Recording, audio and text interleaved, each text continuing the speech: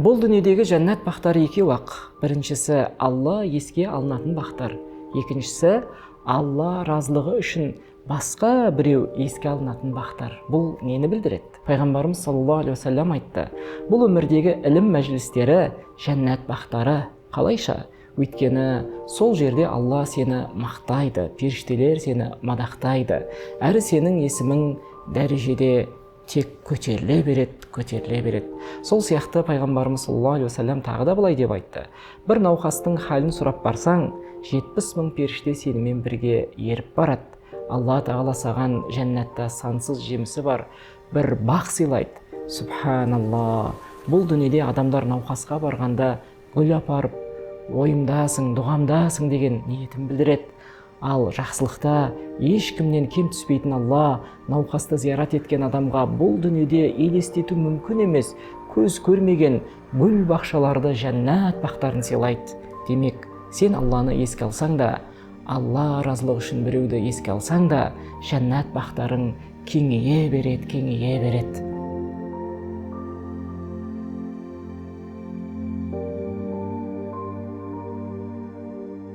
Енді сенің сарайың бар делік, сыртқа шықтың, ауа райының бұзылып кетуінен қорқпайсың.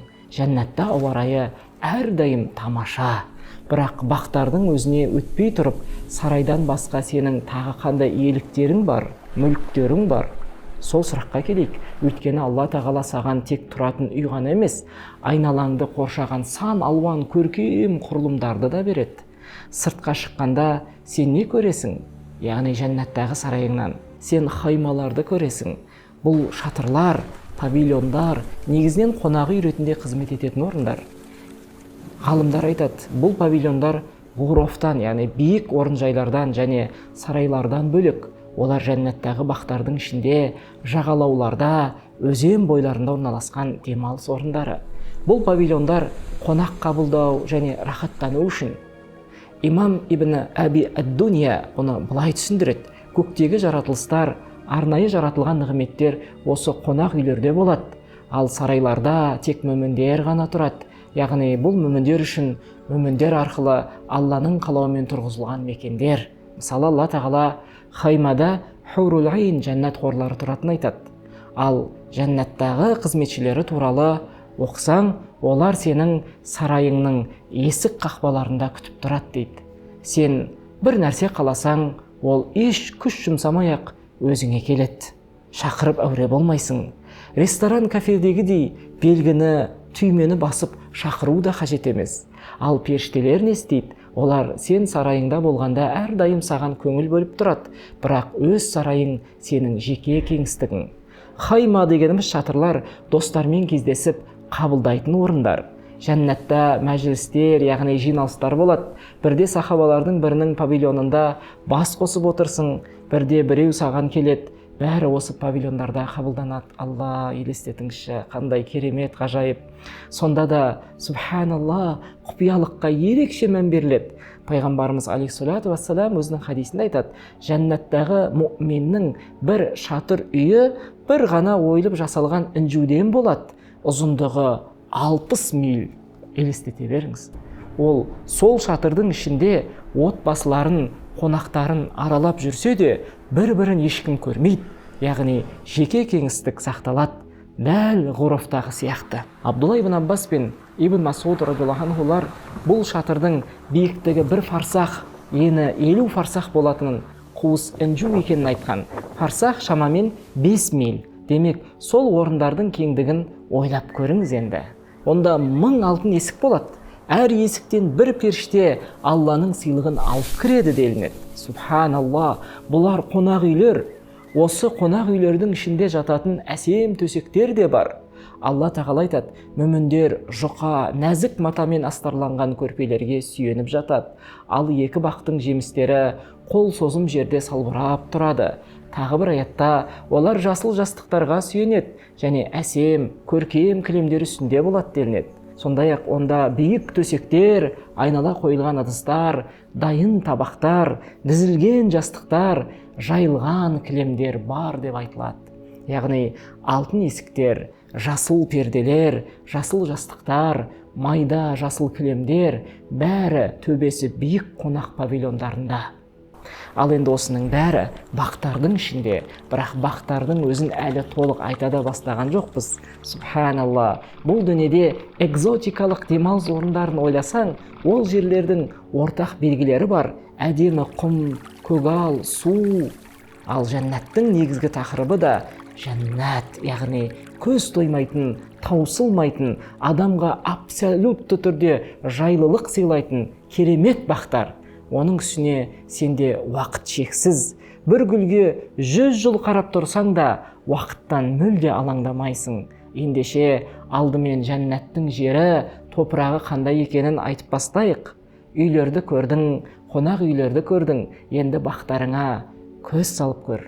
Пайғамбарымыз алейхиссалату вассалам хадисінде айтады: жәннаттың қиыршығы інжу мин лағыл, ал топырағы шафран деген. Басқа бір риуаятта топырағы шафран, бірақ иісі миск, жұпар делінеді. Ғалымдар бұны үйлестіріп былай деп айтады: түсі шафран сияқты, ал хош иісі миск сияқты деген. Әрине, жәннатта алуан түрлілік бар. Бұл сұлулықтың да, нұрдың да ең керемет үйлесімі. Кейбір риуаяттарда жәннаттың жері әппақ миск екен айтылады. Яғни бір ғана түр емес, әрқайсысы бірінен бірі әдемірек, бірнеше түрлі жер беті бар. Сіздің патшалығыңыз. Ибрахим алейхиссаламның зікір туралы насихаты айтылатын атақты хадисте, ол хадиске әрине кейін тоқтала жатамыз, жәннаттың жазықтары әппақ миск, құмы ұсақ әрі нәзік делінеді. Елестетші, ақ құмды жағажай, бірақ ол құм хош иісті шығарып тұрады. Бұны пайғамбарымыздың саллаллаху алейхи вассалам Исра мен Миғраж түніндегі сапары да түсіндіре түседі. Ол саллаллаху алейхи вассалам Жибрил жәннат жерін ұрғанда одан жұпар иіс шығып тұратынын айтқан еді пайғамбарымыз. Демек, жәннатта әр қадам басқан сайын хош иіс тарайды. Топырақтың табаныңа сезілуі, оның иісі, оның көрінісі бәрі рахат сезімге бөлейді. Пайғамбарымыз саллаллаху алейхи вассалам жәннаттың жері әппақ екенін айтты. Тағы бір риуаятта ол жерде камфорадан, яғни кафур болған төбелер, құм төбешіктері бар екенін айтылған хадис келеді. Пайғамбарымыз саллаллаху алейхи вассалам тағы да адамдар сол төбелердің маңына жиналады. Алла тағала олардың үстіне жиналып тұрған күйінде рақым самалдарын жібереді. Сол самалдар жәннаттың миск иісін олардың үстіне жайып тұрады деген. Сахабалар осы бақтарды естігенде, бұл дүниенің бақтары олардың қасында түкке тұрмайтын ұққан. Абу Талха радиаллаху анху, сүйген нәрсеңнен Алла жолында жұмсамайынша тақуалыққа, яғни жақсылықтың ең жоғарысына жетпейсің деген аятты естіген соң, бірден пайғамбарымыз саллаллаху алейхи вассаламға келіп: уа Расулалла, Мединадағы өз бақшам бар. Ол Мединадағы ең қымбат бақтардың бірі, яғни пайғамбар мешітінің алдында орналасқан. Байруха деп аталатын бақ. Онда бұлақтар мен ағаштар көп. Мен үшін бұдан қымбат нәрсе жоқ, я Аллахтың елшісі. Мен оны садақа етемін деді.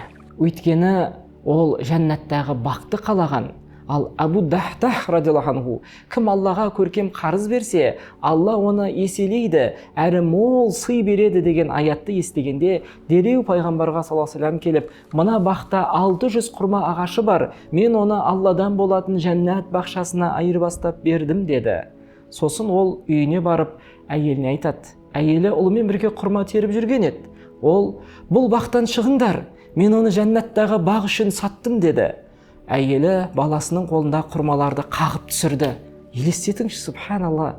Бұл пайдалы сауда, бұл пайдалы сауда, бұл пайдалы сауда дейді әйелі. Пайғамбарымыз саллаллаху алейхи вассалам бұған таң қалып: Абу Дахтах үшін жәннатта қаншама құрма шоқтары бар десеңші деді. Осылай шеншілет. Ендеше өзіңнен сұра, сен бұл дүниеде ілім мәжілістері арқылы қанша жәннат бақтарына кіріп жүрсің? Ұмыт қалғандарды зиярат ету арқылы қанша жәннат бақтарын өзіңе жасап жүрсің? Елестетіңіз, бұл дүниенің мүлкін садақа етіп, жәннаттың қанша бақтарын сатып алып жүрсің? Осы сұрақтарды өзіңізге қойыңыз. Жәннаттың бақтары сізді сағынуда, оқырман.